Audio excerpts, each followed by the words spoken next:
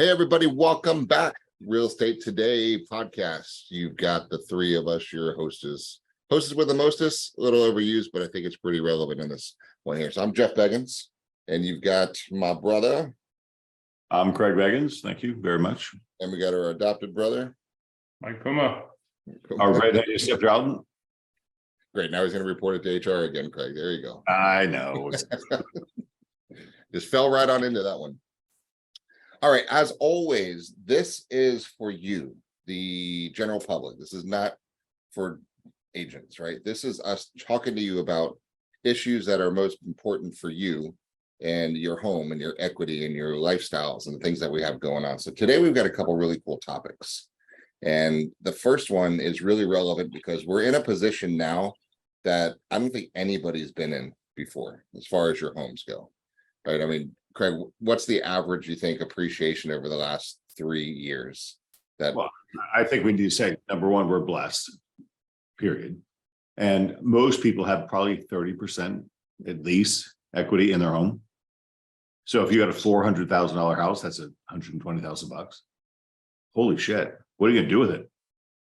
Because it doesn't matter, right? I got $120,000. What are you gonna do with it? Are you gonna put it to work or not? Yeah, It feels good. It feels good to say that, but what am I gonna do with it? and you haven't had this much equity this quickly before. Even if you bought your home 3 years ago, 4 years ago, you're sitting on a lot of cash. Now, there's a lot of issues, and we always joke, we talk about the drunk monkey, all that internal chatter inside your brain.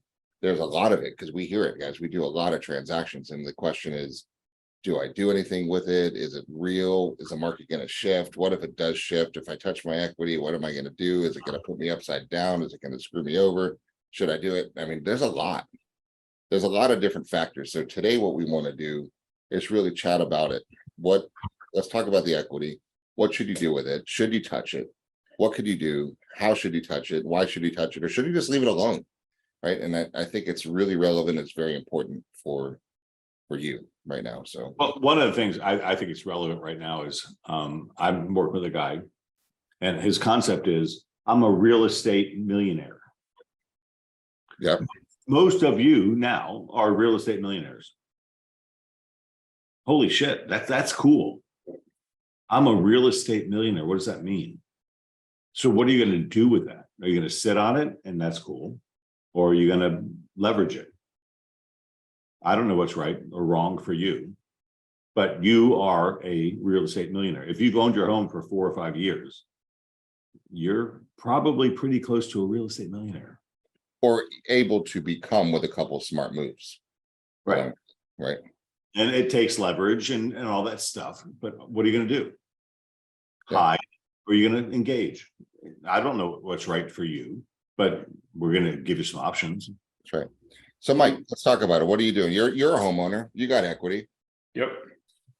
Yeah, I mean, we made the decision a couple of years ago to start leveraging ours and use that equity on investments that would bring in a greater return than what the money was costing us, right? And we were fortunate enough, especially at that time, to do it at a pretty low interest rate.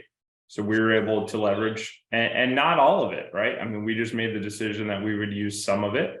So we got a HELOC and we started investing that, and it's worked out very well for us. And it comes down to a simple math equation. And obviously there's nothing that's risk-free. Everything has some level of risk to it, no matter what you do, right?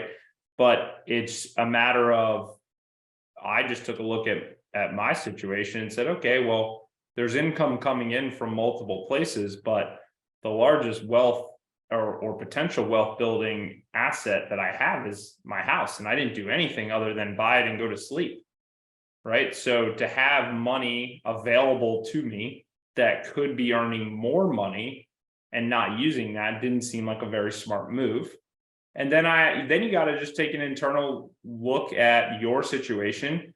Do I have any intention to sell the house in the near future? If I do, that's going to affect my decision now, right? I may not do anything with that equity and I'll cash it out when I go to sell the property. But if I don't, which I don't, right? I'm here with my kids until they're at least through high school, right? And so now I've got, okay, well, I'm here for another 10 years. All right, well, what can I do to leverage the equity I've earned over the next 10 years, right? No, And so that, let's call it up. Mike, you've got $200,000 or $300,000.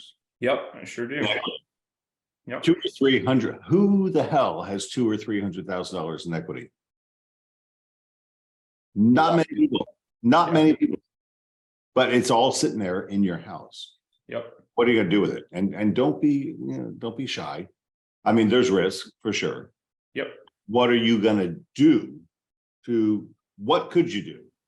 200 or 300, I mean, college savings funds, all those things. All sorts of different things. Yeah. I mean, one big thing I started doing was buying investment properties, rentals, where it's a math equation, right? How much am I going You're buying them in another state.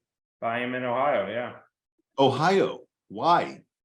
Because the numbers made more sense, right? So for me, looking at the numbers and the return I could get, right, from a rental perspective, I can buy a house in Ohio for most of the homes we've looked at and bought have been anywhere from 80 to 150 grand, right? Which you can't find in Tampa. Which you can't find here. And they're homes that still rent from $1,300 to $1,700 a month.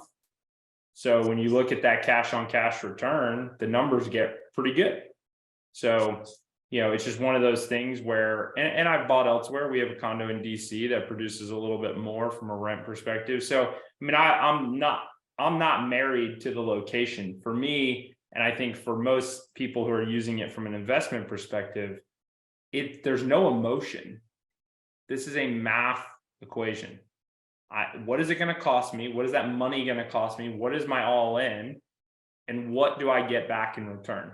That's it. And if I get more back in return with some buffer room too, because I'm in a spot now where rents could go down a bit and I'm fine. Right now, could I get screwed? Sure. There's another global pandemic that shuts it down and people stop paying rent entirely and I can't foreclose and I can't do it. There's risk, right? So again, nothing comes without risk. I'm weighing the pros and cons and saying, I'll roll the dice. Now, am I rolling the dice with all 300 or 400,000 I have in equity? No, I'm not. I leveraged a little bit of that equity. Beginning was like 50 or 60 grand, made that money back, and then said, okay, well, now I'll use that money and I'll start doubling down. So I still have a lot of equity sitting there that I haven't done anything with, that I'm just waiting for the right opportunity to come up that could make sense. So again, you have to look at your situation and make sure it's right for you. Let's back up. Let's dive into that right quick. Who the hell has $50,000 or $60,000 in cash right now? Most people don't. But where do they have $50,000 or $60,000? In equity. 100%, and they're not touching it. Well, here's an important point. You and Courtney have lived in this house for a long time, right? And Yep. how many years have you been in that house right now? 7 years, 8 years. 7, 8 years in the same house. Until recently, you didn't touch the equity. Correct. Right. And you could have. And this is something I want to hit for just a second. Why did you not? Because I think if you haven't, if you're watching, you're listening, you're seeing this as a replay, why did you not touch it before? Right. And this goes back to the main issue right now is you have something and you never used it. And then all of a sudden you did use it. You got leverage, or you got confidence, or you got competence, or you've got something happen that you and Courtney went against all of the demons inside of your head that says, don't touch that, honey. We worked hard for the equity. It's our safety net. It's our security. If something happens, we always have it. If we ever had to sell the house, the money's there. And there's a lot of internal battles there. And it's a lot easier to not touch it and know that it's there. So what happened? How did you guys make the decision to, and why would you do that? You took a risk. Yeah, I did. You didn't have to. But I did so because we had got there. So You were focused on Jeff and I's teachings. yes, you guys finally broke through to me. No, I mean, but honestly, it came down to kind of the catalyst was clarity, right? We got on the same page, Courtney and I did, on what we wanted the future to look like, the trips we wanted to take. We got very clear together on that, right? And so now it became, okay, well, if we want that, how are we now, once we knew what we were going to do, what was the path of least resistance to go get that, right? And so that it all starts with that clarity and that desire to do those things. Now it becomes, all right, how do we execute on that? And here's honest, this is the honest truth of how the equity came to be. We have a large amount sitting in the bank and in other spots, and just the way she was raised, that she feels comfortable having a certain level of cash sitting there in reserve, waiting there just in case the world were to melt down. We don't have to worry at all, right? And so we talked through that a lot, and I don't want to disrupt that, right? This is a marriage. I don't want to disrupt that balance in her mindset either. It's important that she feels comfortable and confident in everything we're doing. Where her brain didn't have a problem was this free money sitting in the house that had been built up that she was never really planning on or even counting in her head. So this was like, in her mind, this was monopoly money sitting over here. Now I'm looking at it saying, oh, it's essentially the same thing, but that's fine. We'll go leverage that. I don't care what cash we leverage, but we Little need to be greenhouses and leveraging cash. red hotels. It's all good. Yeah. So that for us, it was just shifting where the money kind of came from, because in her mind, it lowered the risk, right? Whether that's true or not doesn't really matter. It's all perception. Perception's reality. It lowered the risk, and it allowed us then to take kind of the first steps that we wanted to take.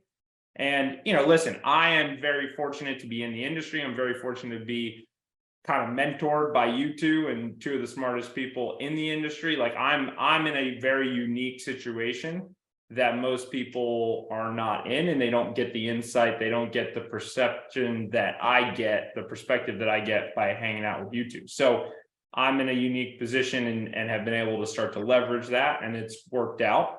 But there's risk involved. There's still risk involved. Here's a major point here. We're not talking about going to buy a jet ski or go on a trip with your equity. Do not touch your equity. No, stop. Anything,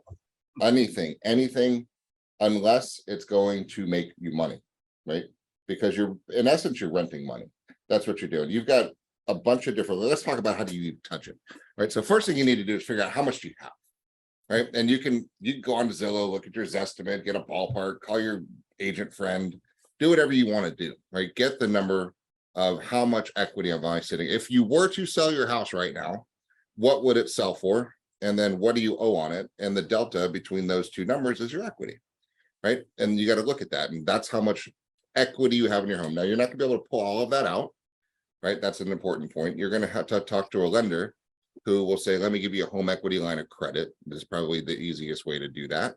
Or a refinance, which I'd probably not a good time to do that because the way the rates are hovering in the high fives right now. But a home equity line might be a simpler way to do it. And it's only a math equation. So if it cost you 5.5% to rent the money, that's fine, right? Yes, I wish it was 3%. You're making also. 8, and it's arbitrage. That's what it's.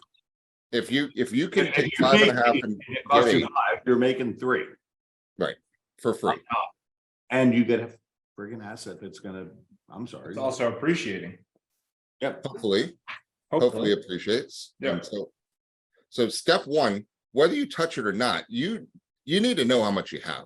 You need to call it an agent, right? Use them.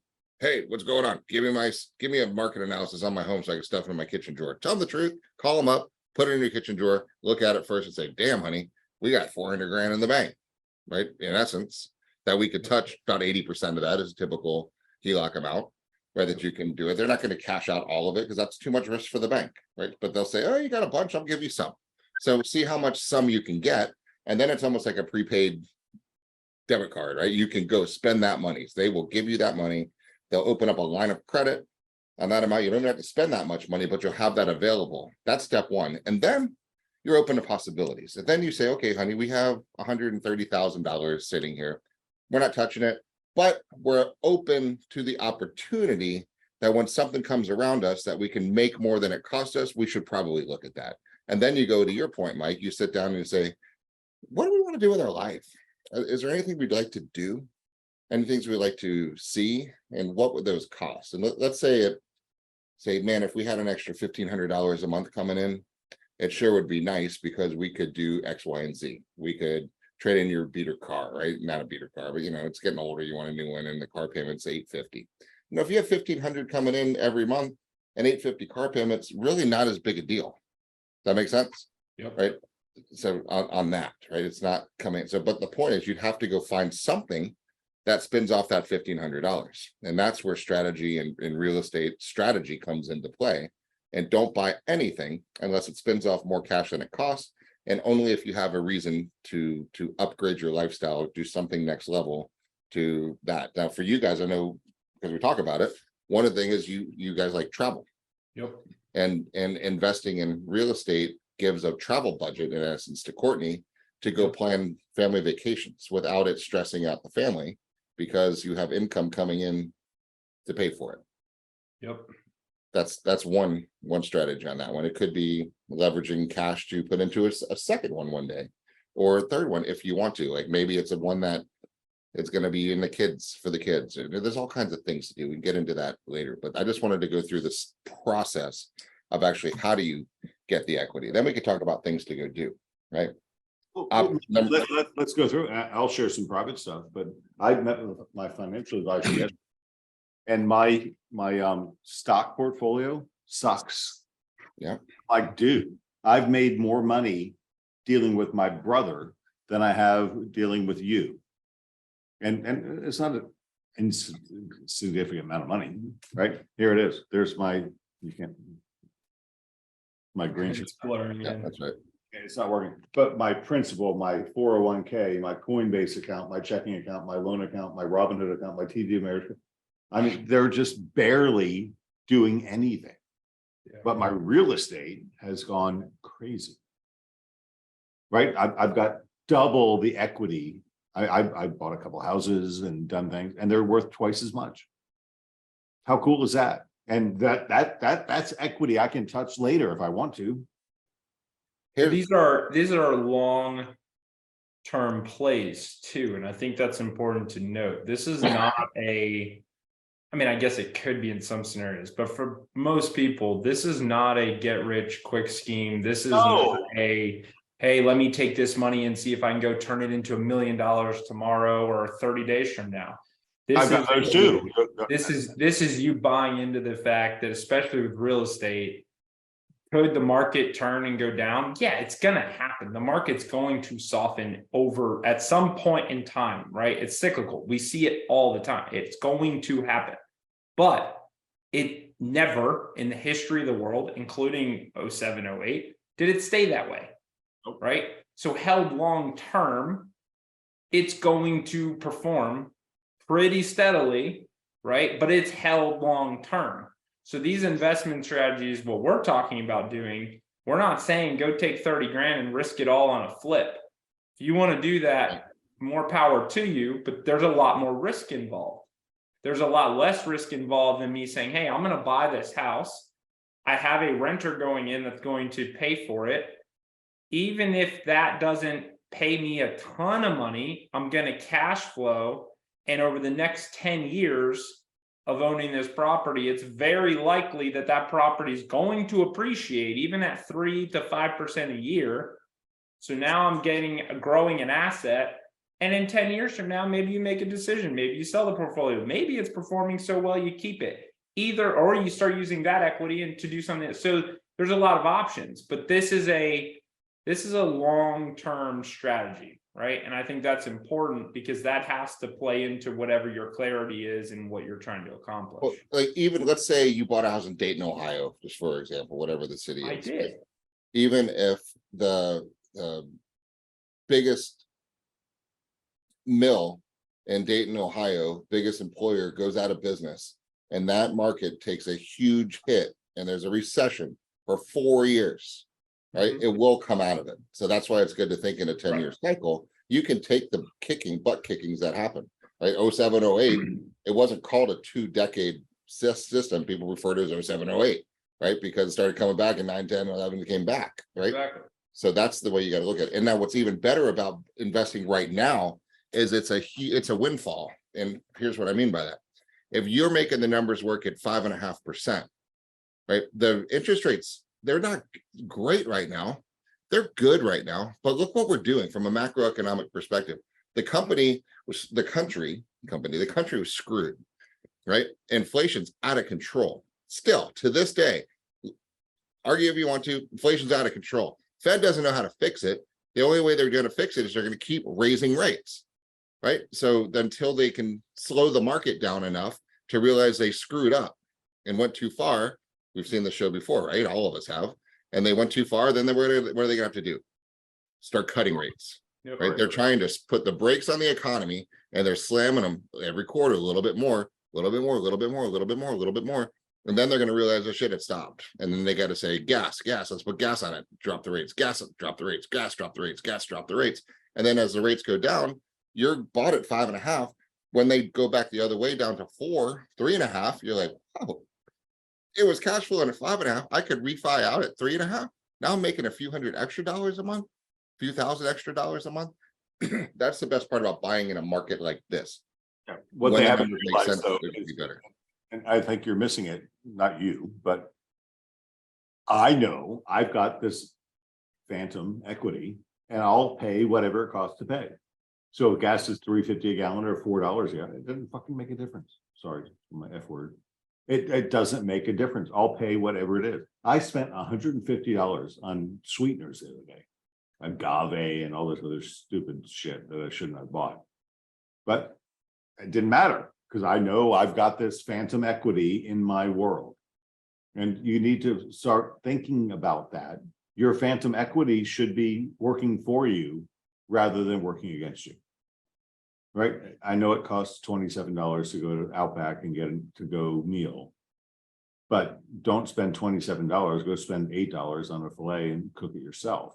But use your equity to make money.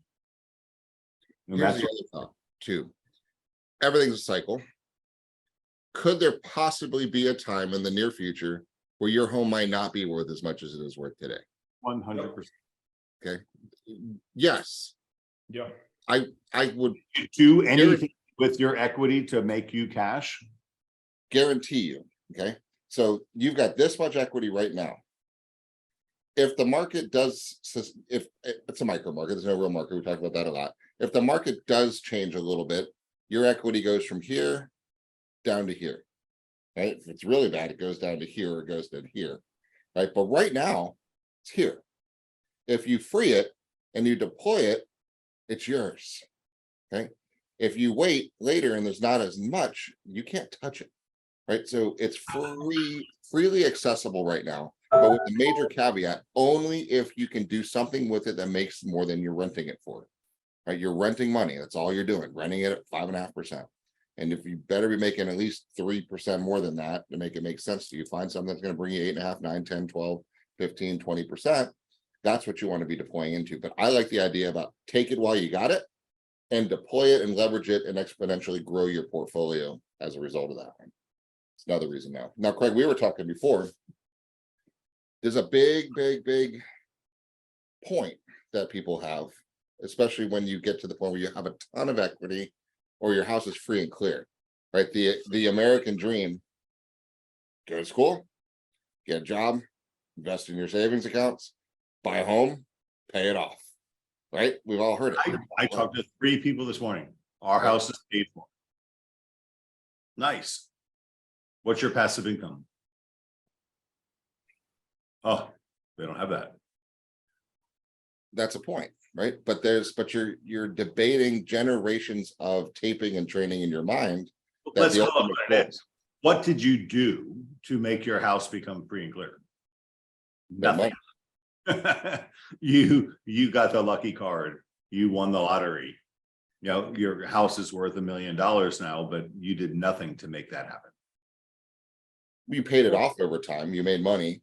Yeah, but that's the part, right? Is like part of that American dream and part of what you like, obviously we have hundreds of agents in our brokerage. If we ask most of them and a lot of the future agents that I'm talking to about joining us, you ask them, why real estate, right? What's your goal? Oh, well, I want the freedom.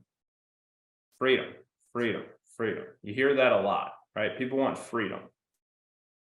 But what does that actually mean? Number one. Number two, in my world of freedom, that means I want the ability to go do what I want to do, right? If I want to go take time off, I want to take time off. We have a top agent. She's taking basically 2 years off, cruising the world. That's freedom. The free choice to not have to do something is freedom, right? I mean, literally, that's practically the definition of it. But yet most people aren't doing the simple things to create the ability to produce freedom, right? So if you are tied, even without a mortgage, if I'm tied to having to make money to live the lifestyle that I want, and I have to go to work to produce that income, I'm not free because I have to work to go do that, right? But if I can buy stuff, especially rent money to go buy stuff that then produces income, and now it's a math equation of, hey, my lifestyle is going to cost $10,000 a month, right? So for me to have freedom, then I need to, if I have $10,000 of free passive income coming in every month, now I have the choice of whether I want to go do that work or not. Now you have freedom, right? So that's the key, is if freedom is really what you want, you got to take steps to put yourself in a create a framework that allows that to actually be a reality. Otherwise, you're not free. You got to work for that income every day. Now, I love what I do, right? So I don't think I'd ever retire. There's no need to when you're in real estate. I mean, we have agents that are 90 plus years old still doing it, right? And crushing it. You don't have to retire, but it should be a choice, right? It's a choice for those agents. Do I want to spend a lot of time selling real estate this year, or do I want to take more time off? That's freedom, right? And so I think, but that takes strategy.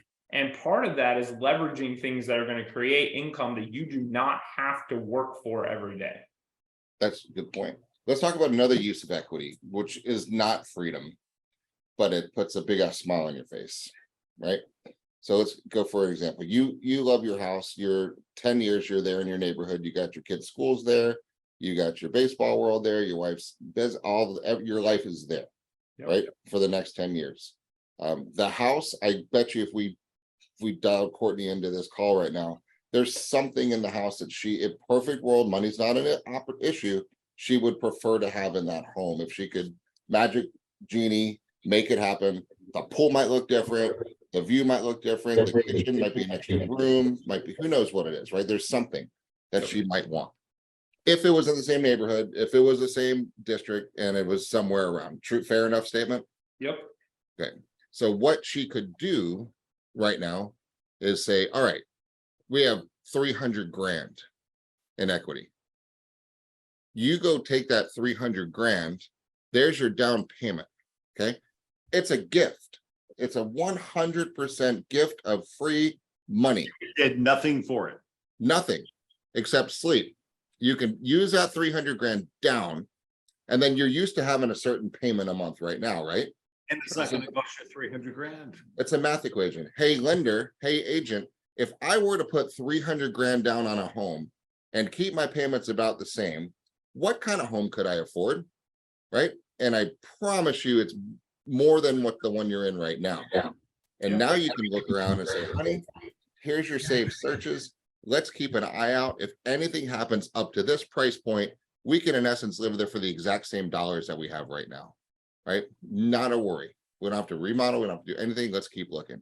That's something that a lot of people should consider doing right now. It's notice there's a net no difference, right? Your payments are the same. Your lifestyle upgrades, especially for you, you're there for 10 years. A kick-ass pool, a bigger yard, an extra room, an office room, all kinds of stuff you could leverage into cool stuff, right? So that's acceptable, right? Because you're upgrading, and then as things appreciate, say it's 3, 4, 5% a year. Where do you make more money, on a $400,000 house or a $700,000 house? What's going to be worth more 10 years from now. You're missing the point. The thing that makes sense mathematically is you only put 20% down on the $400,000 house. Right. You get the $80,000 cash, but you get the appreciation on the $400,000. So I'm- 300 that's what grand, wealth is made. 300 grand is what percentage of what you could be buying? That's the You're not spending 300 grand, you're spending 60 grand. But you're getting the appreciation on 300 grand. right. Or in this case, you are spending the 300 grand. Yeah, you're putting 300 down. Because you want to right? keep your price the same. Right. Your monthly yeah. payments the same. So, but, or you could leverage up to your point on something that's going to cost you more for that appreciation game in the lifestyle game. Like you could, you're balling, right? You're balling in a seven bedroom lakefront estate by leveraging 300 grand, right? But Yeah. if you don't want to do that, you could be exactly where you are expense wise with the money that you have. So great point, Craig. You could absolutely leverage up, and you could take that 300 grand. So that's the play. There's an investment play and there's a lifestyle play. If we were just wanted to outline the lifestyle play, because that's a fun play to do too, as long as it's not costing you more than you're comfortable paying. on that Let's one. play the other side. I'm in a position right now that my house is basically paid off. I've got a shit ton of equity, but I'm using my equity to do other things. I'm not moving. I love my house. I'm not moving. Yeah. And most of our watchers right now say, I like my house. I'm not moving. Good. Yeah, but you also have people that are, to Jeff's point, you have people that life's happening to, right? So I had a buddy just reach out the other day, getting divorced, wasn't planning on it, came out of nowhere, literally surprised him, right? He's keeping the house, much bigger house than what he needs and wants. So he's calling me saying, hey, what should I do?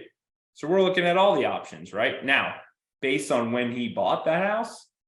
My advice is that he keeps it, because he can tip, more than likely he can rent this house and make some money on it from a monthly perspective. But I said, but you have a ton of equity. So why don't we keep this house, use the equity, use that equity to go buy a smaller house that suits your needs, your lifestyle now, right? But now you still have cash flow and you're still enjoying the appreciation now of two assets instead of one. Someone else is paying for the other one. Yeah, Well, and he's like, I think what you're talking about right now is you've got options and you don't know. you have options, but my point is that life happens. Your job, Right? You have real people estate. sitting in there right now that like their house and they loved it up until yesterday when they had twins.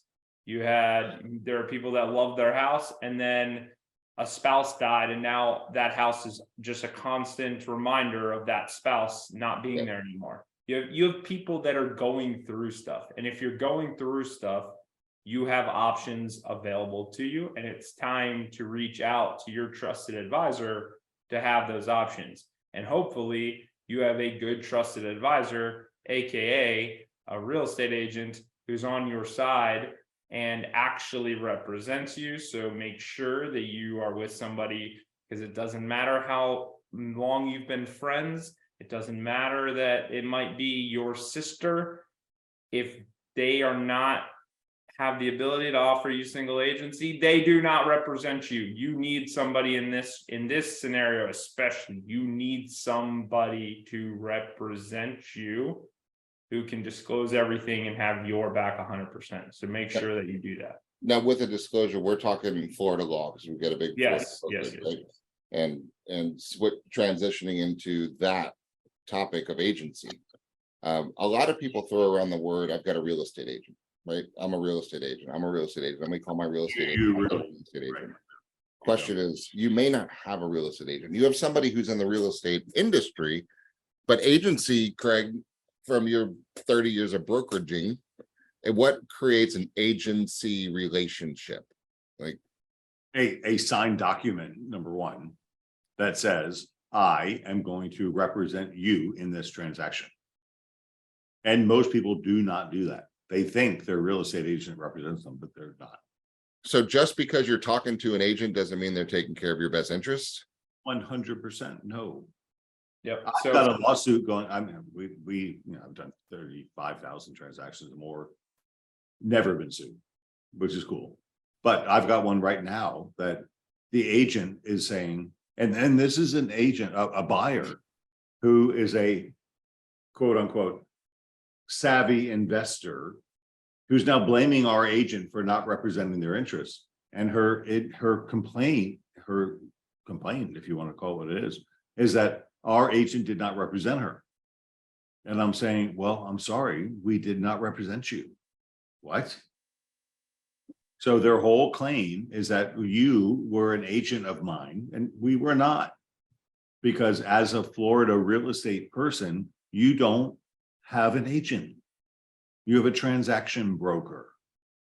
And let's just define those two real quick, because that's confusing. Yeah, I'm an agent, I'm a transaction broker. Who's my agent? Who's my broker? Why do I have to sign something? How does it work? FOLC, right? Fiduciary obligation. It's all those things. You can't put one party's interest to the detriment of another as a transaction broker, right? But if you're in a divorce, who do you want representing you? Your representation, yeah. Somebody's going to. A lot of times you want a nasty one. So to provide clarity here, because I bought 4 properties before getting into the business to find out that I was not represented in any of those transactions. And I assumed I was, especially since in 2 of them, my best friend at the time was my agent, right? Assumed, right? But the reality is I didn't know, had no idea, right? And I bought 4 homes that way. So just to provide some clarity, if I meet Jeff, or Jeff is a friend of mine, and Jeff works for Joe Schmo Realty in Florida, this is, guys, we're not talking about every state here because every state has different laws when it comes to this, but in Florida, I meet Jeff. Jeff's like, sure, I can show you that house. I say, Jeff, I want to make a contract on 123 Street. I have not signed anything at this point other than maybe he creates the offer and I sign the offer. That's all I do, right? Jeff in that scenario does not actually represent me. Nope. Jeff is in the middle. So Jeff goes to call the other agent, and the other agent, who should not do this, the other agent starts talking about how their seller is in a pretty bad financial hardship and is really just looking for an offer to come in here so they can move and get out of here, and they'll probably take less, but we just need an offer. Jeff legally cannot come tell me that. Can't do it. Right. Cannot leave. He's my best friend. He's my brother. Can't come tell me legally. Now, will he? Maybe. He shouldn't. Legally, he cannot tell me. Because technically that's limited confidentiality. I can't disclose anything that could be used. Could be a detriment to the other side of the deal. Right. And now, on the flip side, if Jeff has the ability to offer single agency, and Jeff has me sign this piece of paper that says, I represent you, here's what comes with that. Now, Jeff not only can tell me, he has to tell me. He actually has my best interest at heart. And if I say, Jeff, I really want this deal, he can go back to the other side, turn them upside down, shake every penny out of their pocket, and try and give me the best deal possible because he represents me in that deal. So just to be clear, if you were in legal trouble, this would be like you going to court and having to have an attorney, hire an attorney that's representing you in the other side versus you going and having your own attorney. You would never want an attorney that's representing you and the other side. You would want your own attorney that has your best interest at heart. And that's exactly what we're talking about here. Well, let me add insult to injury. So I literally have a case in my inbox right now where a buyer of ours is alleging that we should have known these things. And she's alleging that we represented her. And this agent that I'm dealing with is no longer working for us. So here I am, the broker for this company with, 550,000, 30,000 transactions, whatever it is. I've got to go back in the archives and find out that, okay, sorry, no, we never signed a single agent notary disclosure. We don't represent you. So her whole case, this buyer's whole case is that we represented her and we don't. There's nothing that says we've represented her. So we're just nothing but a transaction broker. And the vast majority of brokers in this business are transaction broker only. Nearly They don't all. even talk about. I bet you're watching this right now saying, what? What is this? What? And you probably bought multiple homes. Nobody talks about it because why would you? Because the broker, right? The broker makes the decision. Do I want to open myself up for more liability? Or do I want to just say, let's not even talk about this. Let's just make it like everybody else does. Let's just kind of hold hands and kumbaya through a transaction. Nobody even knows the difference. Right. So that's the options we have as a brokerage. So that's not right. We want to have the ability, offer all of the agents the ability to say, hey, you want to go to the next level? Sign this. We're going to the next level. But to Craig's point, you got to sign that take me to the next level form. In Right. the absence of that, there's nothing. You're just a transaction broker. That's right. So And it would have, in this So what- case, would have, I mean, it's a nail in the coffin for us. So we're good. and this industry is interesting right now because when the markets goes crazy, everybody and their grandmother gets a real estate license, right? You probably know watching this, you probably have 4, 5, 6 people you know that are in the business or doing real estate. I love that term. I'm doing real estate. No, you're not. No, you're not. So does the company matter? If you're doing real estate, you work for us, there's a commitment and. Yeah.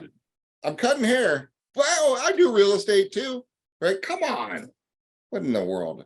Talking about this. The valet at the hotel we were at this weekend was apparently also a licensed real estate agent doing real estate on the side. Now, a lot of people take that stepping path to get into it full time, and that's great. God bless them for doing it. Yeah, Yeah. but way too many I'm people not just trusting you hobby with in. my career. No, not gonna happen. Yeah.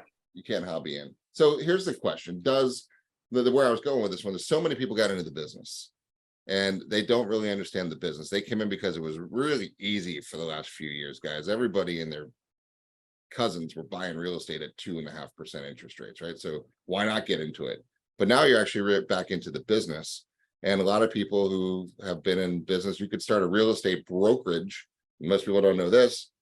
You get 63-hour class in 2 years of selling real estate and another 45-hour class. Boom, you're a real estate broker. You can own your own brokerage with not even having to sell one home, right? So, and you've been in a snowflake market for the last 2 years. You never have much skill.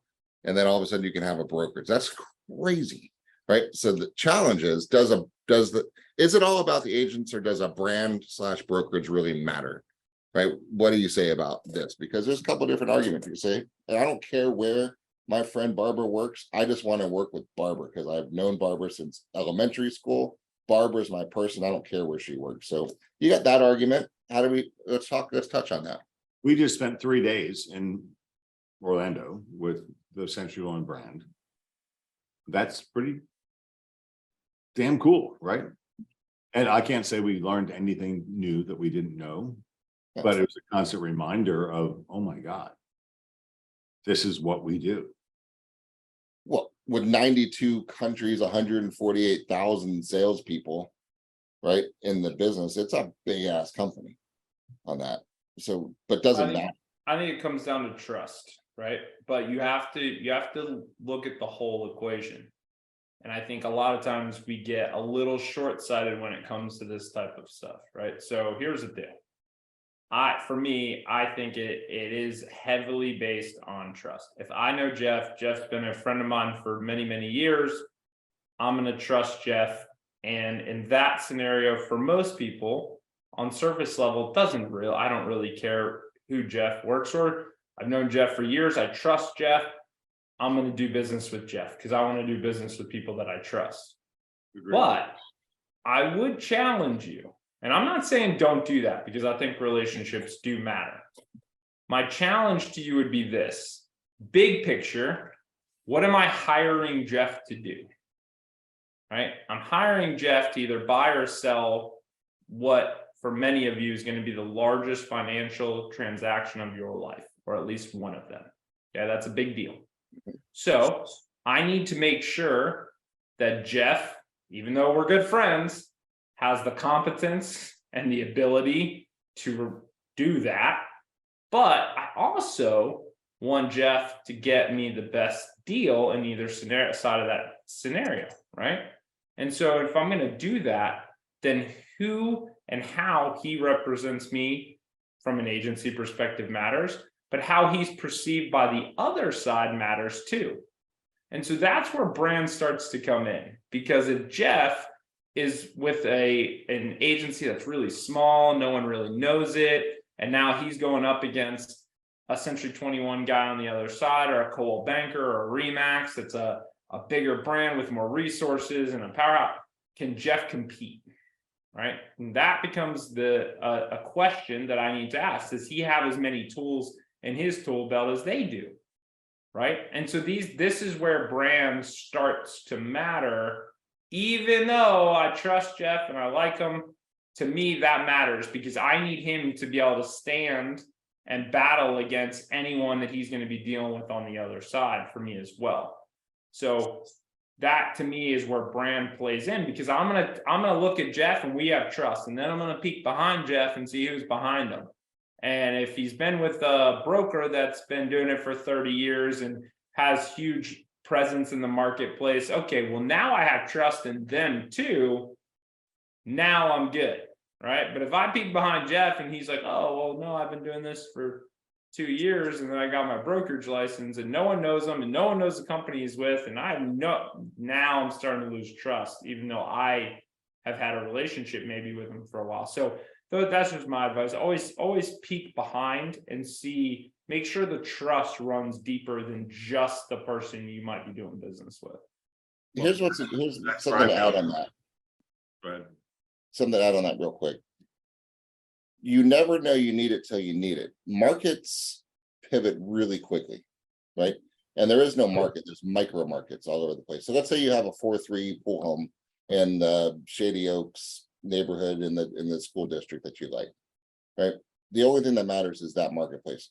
When 3 other houses hit the market for whatever reason, you're now in a competitive marketplace, right? And it happens in a couple days, right? That switch can happen.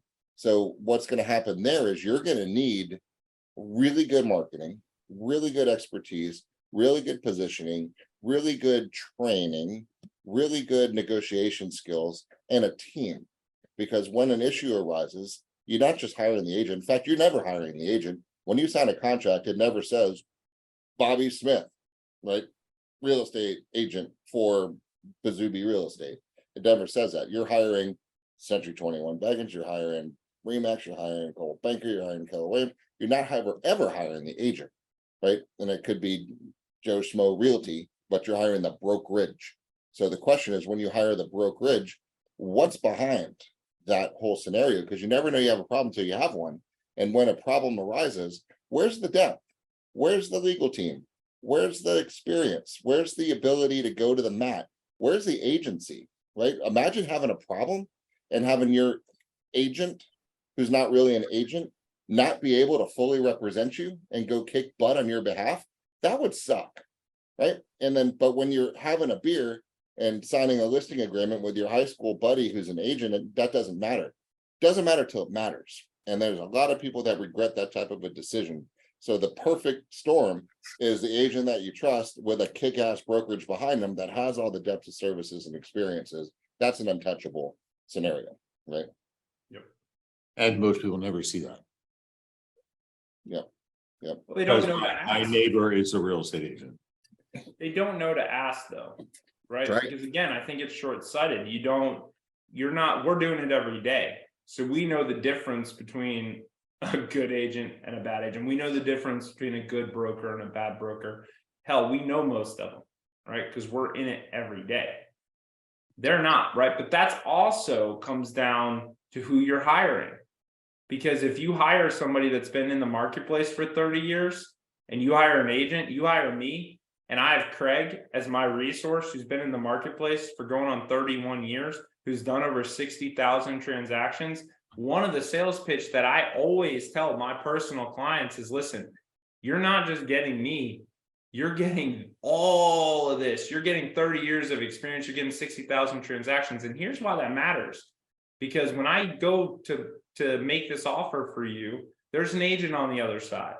And there's a very good chance that Craig or one of the hundreds of other agents that I have on my team have dealt with that agent or that brokerage before. Yeah. There's experience there. There's know-how there. Or I may be going to place an offer on a development or a project or with an agent or with a broker on the other side. And I can ask, hey, Craig, do you know this guy? Hey, Jeff, have you ever dealt with these people before? And I can get some insight, right? Oh, God, dude, be careful there, right? A lot of issues there. There were lawsuits. There's experience and knowledge that can't be bought. And hell, I'm only 37, so I was 7 when the brokerage started. Okay, so I don't have the experience, right? So I have to be honest about that. I don't, but they do. And by hiring me, you get them, right? So that's the advantage, but you don't get that. So that's why it's important as an agent who you have behind you. But that's got to be important to you as the end person, because at the end of the day, the agent's only taking us walking away with a small percentage of that deal. The big cost and expense is coming to you as the buyer or seller. So you've got to make sure that you have the right person on your team. And I get it. You want to do it with somebody that you know. It's an awkward conversation to have with your best friend from college because you don't want to use them. But this is business decision, and you have to make a good one. That's right. Well, we hit some topics today, and 2 really important ones that, guys, empower, educate, encourage. You see the BE3 in the backgrounds and everything that we're doing here. Empower, educate, encourage. And that's our mission. That's our mantra, because we're neighbors, right? We're neighbors, we're friends, we have each other's backs. And we think full disclosure, transparency, and just advisory is important. So those are the relevant topics. Now you've got equity, really reach out and we'll walk you through. And whether you touch it or not, you should pull the ability to touch it when something arises, right? I think that's kind of the summary of it. And then you can decide what's best for you. We're happy to walk you through that process. And then when you do decide who's going to work for you, it's really important to really understand what's behind that person, because you might need it as time goes by. It's all about awareness. Awareness gives you flexibility, and flexibility gives you options, right? Yeah. Be aware of where you are, and that's all we want, nothing more, right? And that awareness gives you flexibility. Can I do something? I mean, would you like to have an RV? I've got a lot of friends that have RVs now, and they travel and they do the thing. Your house can provide that for you, right? Awareness gives you flexibility, flexibility gives you options, options give you power. And the options is buy something that pays for the RV. Don't pay for the RV. Oh, I will tout right now, Robert Kiyosaki, awesome. What's his name of book? Rich Dad Poor Dad. Rich Dad Poor Dad. Rich Dad Poor Dad, #1.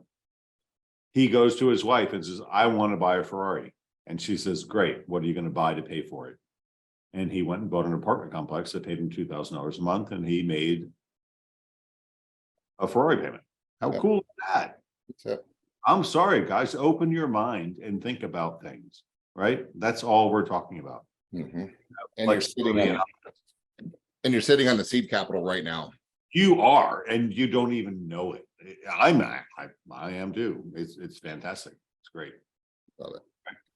Parting words, Puma? No, I think that's it. Just literally you do have options available to you, and it's time to explore them. You likely know how much money is in your bank account. You know how much money is in your 401k. You pay attention to your checking account. You're doing those things on a regular basis. And if you are not doing the same with your largest financial asset, which is your home equity and your home, then you're missing out and you're not being financially responsible. So it's time to figure it out. Good. So give a thumbs up, a like, whatever, and make this thing happen. Because That's right. Tag a friend who needs to hear this, right? And because a lot of them do. And as always, guys, we're here for you. We're here to reach out. We've been part of the community for many, many decades, and we'll be here for many, many decades to come. And we're here to have your back. So thanks for watching. Talk with you guys later. Thanks, guys.